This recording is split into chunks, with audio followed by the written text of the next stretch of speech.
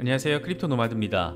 보통 뉴스에 대한 수요는 그것에 대한 관심도와 비례하기 마련입니다. 선거 기간에 선거 뉴스가 폭등하는 건 수요가 그만큼 필요하기 때문이고, 비트코인이 폭등할 때 구글의 비트코인 검색량이 증가하는 것도 수요에 대한 가늠자 역할을 하는 부분입니다. 최근 국내 실시간 검색 사이트에서 리플이 10위권 안에 이름을 올리면서 확실히 국내 투자자들 사이에서 리플에 대한 관심도가 높긴 엄청 높구나, 이런 점을 느낄 수가 있었는데, 요즘 리플과 직접 또는 간접적으로 관련된 소식들도 굉장히 많이 전해지고 있습니다. 리플 소송 이슈나 시세 분석이 직접적인 이슈라면 세계 각국의 CBDC 추진, 이런 것들은 간접적인 호재성 이슈라고 할 수가 있습니다. 그런데 이런 것들에 대한 뉴스량이 더 늘어났다는 것은 그만큼 리플에 대한 관심도 역시 최근 들어서 더 늘어나고 있다, 이런 식으로 해석해도 큰 문제는 없을 것 같습니다. 먼저 소송과 관련해서는 법원이 묘한 한 수를 내놨습니다. SEC가 소송기한 연장 신청을 한 것에 대해서 승인을 한 것도 아니고 기각을 한 것도 아닌 일종의 부분 승인 같은 걸 했는데 조금 재미있는 결정을 내렸습니다. 이미 리플 측은 SEC의 시간 끌기 요구, 더는 법원이 받아주면 안 된다, 이런 입장문을 법원에 제출했는데, 이에 대해서 법원은 SEC는 리플 측 입장에 대한 답변을 일주일 안에 제출하라, 이렇게 명령을 했습니다. SEC의 요청을 기각하진 않았는데, 그렇다라고 직접 승인도 아니고 일단 리플 반대한다니까 니들 이거에 대해서 입장 한번 내봐, 이렇게 명령을 내린 겁니다. 어떻게 바라보면 될지 짚어보도록 하겠습니다. 리플에게 있어서 직접적 또는 간접적 호재라고 할 수 있는 CBDC 관련 소식도 요즘 부쩍 많이 전해지고 있습니다. 이번에는 국제결제은행 BIS가 국제결제 플랫폼, 블록체인 기반의 플랫폼을 추진하고 있다는 소식이 전해졌습니다. 그동안 블록체인 암호화폐 그렇게 까대더니 결국에는 블록체인에 올라타려는 겁니다.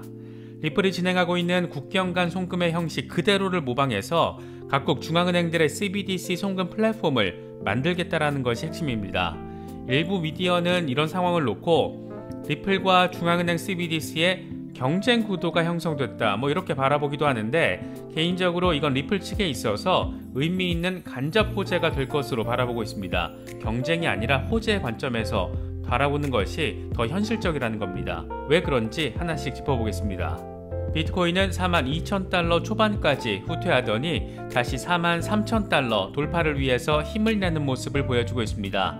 아슬아슬한 중요 국면을 지나가고 있는 상황인데, 지금의 분위기 어떻게 바라봐야 할지 여러가지 소식들 함께 살펴보도록 하겠습니다.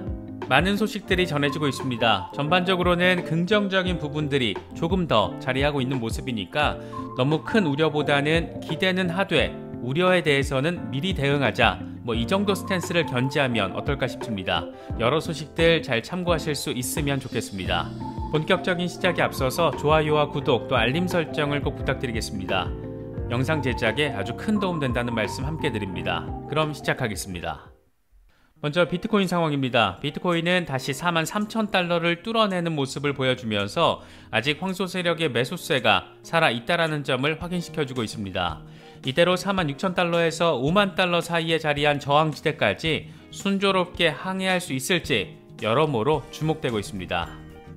공포 탐욕지수는 하루 전보다 9포인트 오른 40을 기록하면서 공포 단계가 이어지고 있습니다.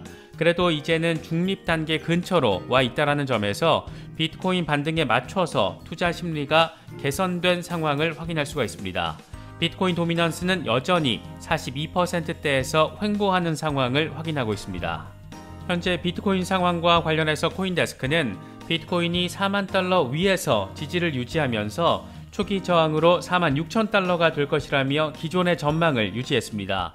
코인데스크는 비트코인의 추가적인 후퇴가 제한되면서 40,000달러 위에서 활성 상태를 유지할 수 있다는 것을 보여주고 있다. 46,700달러 저항으로 인해서 가격 반등이 지연될 순 있겠지만 추가 상승 여지는 존재한다라고 분석했습니다. 그러면서 비트코인은 이전 최고치에 비해서 거래량이 여전히 낮지만 46,000달러 이상의 결정적인 돌파는 추가 매수세를 가져올 수 있다.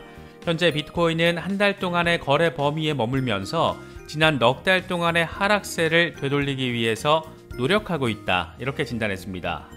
코인텔레그래프의 기고가 라케시 오페드히에는 비트코인이 42,594달러의 주요 저항을 즉각적으로 돌파하긴 했지만 황소 세력은 더 높은 수준을 유지하지 못하고 있다.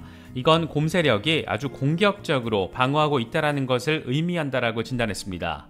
그래도 약간 긍정적인 것은 황소 세력이 오버헤드 저항에서 포기하지 않고 있다는 건데, 이건 트레이더가 상승세가 계속될 것으로 예상하면서 저항 근처에서 포지션을 닫지 않고 있다는 것을 시사한다. 매수자가 가격을 42,594달러 이상으로 밀어붙이고 유지할 경우에 비트코인은 45,400달러까지 랠리할 수 있고, 여기서 곰 세력은 다시 강력한 방어에 나설 수 있다. 물론 가격이 하락하고 이동평균 아래로 떨어지면 강세 전망은 무효다. 이럴 경우에 비트코인은 37,000달러에서 42,594달러 범위에서 박스권 횡보를 추가로 더 진행할 수도 있다. 이렇게 전망을 했습니다. 이런 가운데 비트코인 선물 시장에서 강세 시그널이 포착이 됐는데, 블룸버그는 주식시장의 긍정적인 분위기가 가상자산 시장으로 퍼지고 있다라고 분석했습니다. 블룸버그는 비트코인 선물 가격이 차트에서 삼각 수렴을 뚫고 상승 조짐을 보이고 있다라면서 이같이 밝혔습니다.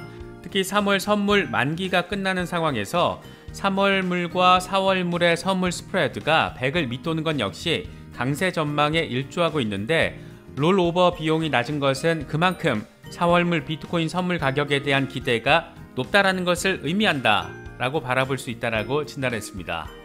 이 같은 추세는 최근에 비트코인 선물 미결제 약정 수치에서도 확인할 수가 있는데, 미국 CFTC가 3월 15일 발표한 CME 비트코인 선물 미결제 약정은 전주 대비 315계약이 증가한 9,297계약을 기록했습니다. 이건 3주 만에 감소세가 상승으로 전환을 한 건데, 선물 미결제 약정이 하락 추세에서 상승 추세로 반전 돌파를 할 경우에 역사적으로 현물 시장의 약세가 종료가 되고 상승세로 전환한다는 것을 보여줬기 때문에 이번에도 이 같은 부분이 확인될 수 있을지 여러모로 주목되고 있습니다. 제발이지 그렇게 좀 됐으면 좋겠습니다. 알트코인의 대장 이더리움과 관련해서도 긍정적인 데이터들이 잇따라서 포착되고 있습니다. 코인데스크는 이더리움과 비트코인의 1개월 내재 변동성 스프레드가 2021년 3월 이후 처음으로 마이너스로 전환됐다라면서 이더리움의 강세가 예상된다라고 보도했습니다. 내재 변동성 스프레드는 두 자산 사이에 예상되는 가격 변동성을 측정하는 지표인데, 이게 마이너스라는 건 이더리움의 내재 변동성이 비트코인에 비해서 할인돼서 거래가 되고 있다는 것을 의미합니다. 과거에 이게 마이너스가 됐을 때 이더 BTC 비율이 큰 폭으로 랠리를 벌였던 적들이 있어서 이더리움 강세에 대한 기대감을 키우는 부분입니다. 이와 관련해서 스택펀드 공동 설립자 매튜 딥은 우리는 이더리움에서 특히 생태계 다른 자산들 대비 일부 강세를 목격하고 있다. 이더 BTC는 지금 다시 0.07 부근에서 거래가 되고 있는데, 조만간 0.072에서 일부 기술적인 단기 저항에 직면하게 될 것이다 라고 분석했습니다. 거래소에서 이더리움의 순유출이 이루어지고 있다는 점도 이더 강세 전망을 뒷받침하고 있습니다. 암호화폐 데이터 분석 플랫폼 인투더블록은 하루 전 15만 1000 이더 이상이 거래소에서 순유출됐다. 이건 4억 4,862만 달러, 5,450억 원 규모에 해당한다. 올해 들어서 거래소 보유 이더리움 물량은 빠른 속도로 감소하고 있다라고 밝혔습니다. 거래소에서 물량이 유출되고 있다는 것은 매도 압력을 낮추는 부분이어서 통상 시세 강세 가능성을 의미하는 것으로 해석되곤 합니다. 비슷한 맥락에서 이더리움 장기 보유자는 계속해서 이더리움을 축적하고 있다는 데이터도 나왔습니다. 센티멘트는 이더리움 변동성에도 불구하고 코인 보유 시간을 의미하는 코인에이지가 꾸준히 상승하고 있다는 것을 보여주는 데이터를 공개했습니다. 이와 관련해서 유투데이는 코인에이지를 통해서 장기 보유자의 비중을 추정할 수가 있다. 이더리움 가격이 사상 최고치에서 50% 정도 하락했는데도 불구하고 장기 홀더들은 꾸준히 이더리움을 모으고 있다는 것을 보여주고 있는 것이다. 이렇게 평가를 했습니다. 이어서 리플 상황 짚어보겠습니다. 리플 XRP는 기특하게도 0.83달러 위에 올라선 모습을 확인하고 있습니다.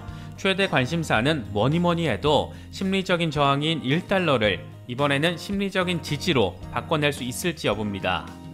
XRP 시세와 관련해서 라켓쉬 오페드히에는 XRP가 지난 21일 하락 추세선 위로 올라섰지만 황소 세력은 지속적인 상승세를 펼치는데 어려움을 보이고 있는데, 이건 더 높은 수준에서 매수세가 붙지 않기 때문이라고 진단했습니다. 그러면서 곰 세력이 하락 추세선 아래로 끌어내리려는 시도를 하고 있기 때문에 이게 성공하면 이동평균 아래로 후퇴할 가능성도 있다. 다만 이동평균에서의 강한 반등은 매수자들이 더 낮은 수준에서 계속 매수를 하고 있다는 것을 의미하는데 이후 황소 세력은 다시 가격을 0.91달러까지 밀어붙이려는 시도를 할 것이다. 반대로 가격이 50일 단순 이동평균이 자리한 0.76달러 아래로 떨어질 경우에는 불트랩일 가능성을 의미하는데 이후에는 0.68달러까지 후퇴할 수도 있다라고 진단했습니다. 리플 SEC 소송과 관련해서도 속보성 소식이 전해졌는데 상황이 아주 오묘하게 흘러가고 있는 모습입니다. 법원이 SEC의 소송기한 연장 요청에 대해서 기각을 하지도 않았는데 그렇다고 온전히 받아들이지도 않았습니다. 간단히 정리를 하면 리플 측에서 SEC의 시간 끌기를 더 이상 법원이 받아주면 안 된다라고 이 소송 연장에 대한 반대 입장을 분명하게 밝혔는데 이에 대해서 일주일 안에 SEC 니들 입장 밝혀라 이렇게 법원이 명령을 한 겁니다. 아싸리 기각을 하지 않은 것은 SEC의 명분이 얼마나 논리적이고 상식적인지를 파악하기 위한 의도가 있는 게 아닐까 생각됩니다. 거꾸로 말하면 SEC의 주장 자체가 논리적이지도 않고 상식적이지도 않기 때문에 결과적으로는 법원이 SEC의 주장을 기각하기 위해서 거부하기 위해서 명분을 만들기 위한 과정을 구축하고 있는 게 아닌가 그런 관점에서도 바라볼 수가 있을 것 같습니다. 이와 관련해서 제임스 필란 변호사는 SEC의 기간 연장 요청은 문자로만 승인이 됐다. SEC는 개별 피고인의 문서 제출일로부터 일주일 안에 추가 디스커버리가 필요한지 여부에 대한 입장을 법원에 알려야 한다라고 밝혔습니다. 여기서 문자로만 승인됐다. 이 텍스트 옹리 오더라는 표현은 지금까지의 전례를 비춰보면 별도의 명령문이 자세하게 나온 게 아니라 한두 줄짜리 간단하게 명령이 나왔다라는 것을 의미하는 것으로 보입니다. 최근 법원은 SEC 요청을 거부하면서 deny 이렇게 단어 하나로 명령한 적이 있는데 이번에도 그런 수준으로 명령을 했다라는 것은 적어도 법원이 SEC에 우호적이진 않다 그런 분위기, 뉘앙스 정도는 느낄 수 있는 것 같습니다. 소송 상황은 좀 더 시간이 필요할지도 모르겠지만 중장기적인 리플의 비전과 관련해서는 아주 재미있는 소식도 더해졌습니다. 그동안 암호화폐 블록체인 그렇게 욕하면서 까대던 국제결제은행 BIS가 이번에는 세계 63개국 중앙은행들이 사용할 국제결제 플랫폼 덤바 프로젝트를 추진하고 있다는 소식이 전해졌습니다. BIS는 공식 보도자료를 통해서 호주와 말레이시아, 싱가포르, 남아공의 중앙은행들이 디지털 통화를 이용한 국제결제 가능 공유 플랫폼을 개발하고 있다고 밝혔습니다. 그러면서 이 프로젝트의 목적은 국경을 넘어 이루어지는 금융기관 사이에 직접 거래를 저렴하고 효율적으로 실시하는 것이다 이렇게 밝혔습니다. 주어를 지우고 보면 10년 전에 리플이 밝혔던 XRP의 비전과 목적 이것과 정확하게 일치합니다. 아주 재미있는 기관입니다. 아무튼 이런 거 보면 내용을 놓고 보면 덤바 프로젝트는 기존의 국제결제가 가진 단점 느린데 엄청 비싸다 이런 걸 해소하기 위한 대체 모델이라는 것을 알 수가 있습니다. 특히 중앙은행들이 참여한다는 점에서 CBDC를 통한 국제결제가 핵심이라고 바라볼 수가 있는데 일부 미디어에서는 이런 BIS의 움직임이 리플과 경쟁 구도를 형성하는 것이다 이런 다소 표면적인 분석을 내놓고 있는데 사실 BIS가 리플렛을 사용하지 않는다라고 리플과 경쟁 구도를 만드는 것이고 리플에게 불리한 상황일 수 있다 이렇게 바라보는 건 진짜 매우 1차원적인 해석입니다. 리플은 이미 영국, 유럽연합, 중동 국가들 이렇게 여러 CBDC 파트너십을 맺어서 기술 자문을 해주고 있는 기업입니다. 이들이 직접적으로 리플렛 위에서 CBDC를 가동하면 가장 베스트, 땡큐 이런 상황이겠지만 그게 아니더라도 리플은 각국 중앙은행들이 CBDC를 본격화할수록 직접적 또는 간접적인 혜택을 누릴 수밖에 없는 구조를 이미 구축하고 있는 상황입니다. 그래서 어떤 방식으로 얼마나 리플이 수혜를 받을지 지금 단계에서 예단하거나 예측하긴 어렵겠지만 이미 많은 국가들이 리플의 기술력에 의존하고 있다는 점이 분명한 만큼 추후 본격 CBDC 시대가 열렸을 때 과연 리플이 어떤 위상을 갖게 될지 이건 참 많은 생각거리를 안겨주는 부분이 아닐까 생각됩니다. 리플 XRP 장기 투자하시는 분들은 이런 상황들 잘 참고하시면 더 좋을 것 같습니다. 여러 소식들이 전해지고 있습니다. 시장 반등세에 맞춰서 각 이슈들이 가진 의미들 잘 챙기시면서 시장 대응하시면 더 좋을 것 같습니다.